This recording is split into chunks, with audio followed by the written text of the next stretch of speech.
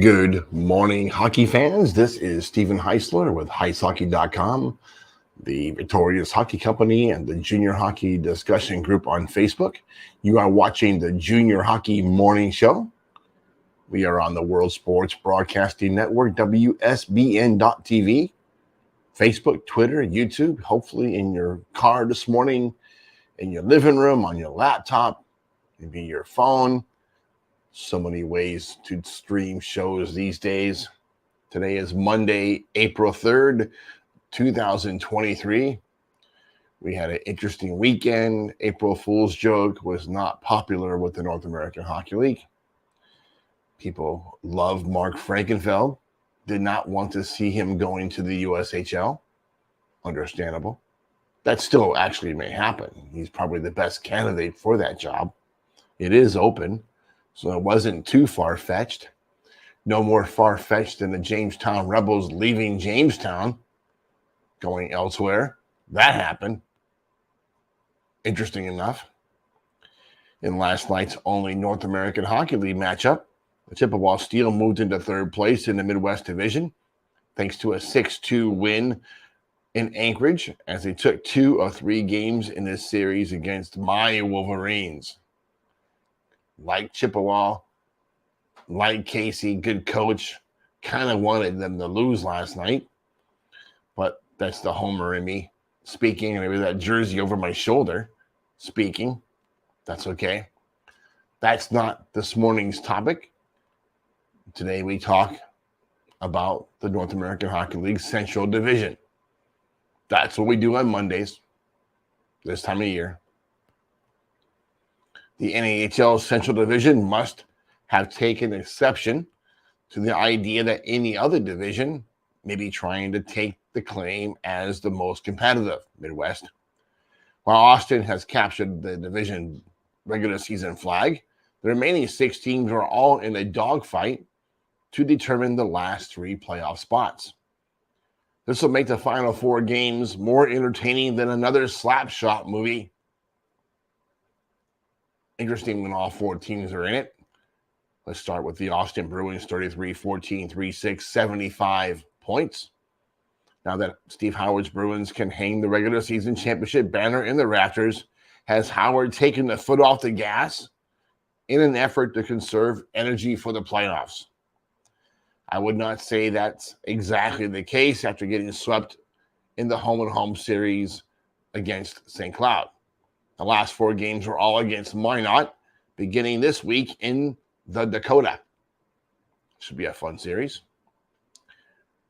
Speaking of the Norsemen, number 2, St. Cloud Norsemen, 28-23-5, 64 points. Corey Millen and the Norsemen took both sides of the home-and-home series with division-leading Austin, moving up into the division's second place slot with just 4 games remaining. Good job, Corey Millen. Number 3, North Iowa Bulls, 29-24, 2-1, 61 points, just 3 points behind the Norsemen. Todd Sandin's Bulls were swept at Bismarck over the weekend, creating a chaotic logjam in the battle for 3rd and 4th place. The Bobcats visit Mason City this weekend, giving the Bulls another crack at the Cats. Another big series. Number 4, Minot Monotoro's, 28-26, 1-1, 58 points. Cody Campbell's Monotoro's picked a fantastic time to pick up a road sweep at Aberdeen, now tied with the Wings for 4th place. Minot is just 3 points behind currently 3rd place North Iowa with 4 games to go.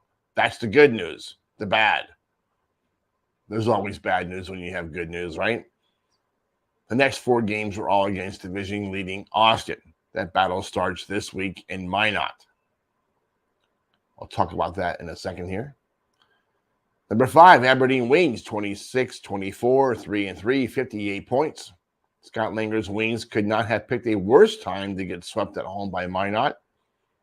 With just 4 games remaining, the Wings are as likely as any other division foe to make the playoffs.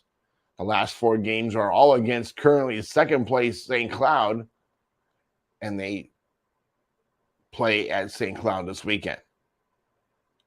Number 6, Bismarck Bobcats.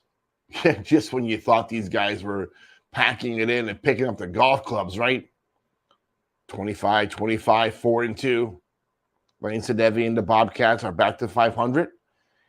And now just 2 points behind fourth place logjam with Minot and Aberdeen. The home sweep of North Iowa also moves the Bobcats within 5 points of the Bulls. That's important because the last 4 games of the season are all against the Bulls starting this week in Mason City. All right, folks. You have the whole rest of the division, 2 through 6. So you have 4 teams, 5 teams battling for really 3 playoff spots. And anybody can finish anywhere in this group. Bismarck can still find themselves in second place. It's crazy. But that's the Central Division. Just when you think things will be separated, they get tighter. Very crazy. And some of these teams are sliding a little bit. Some are really making a move. Minot's making a move. Was kind of surprised by what happened to Aberdeen.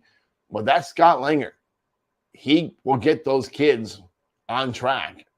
If he can squeeze into the playoffs, watch out. Lane Sadevi, same situation.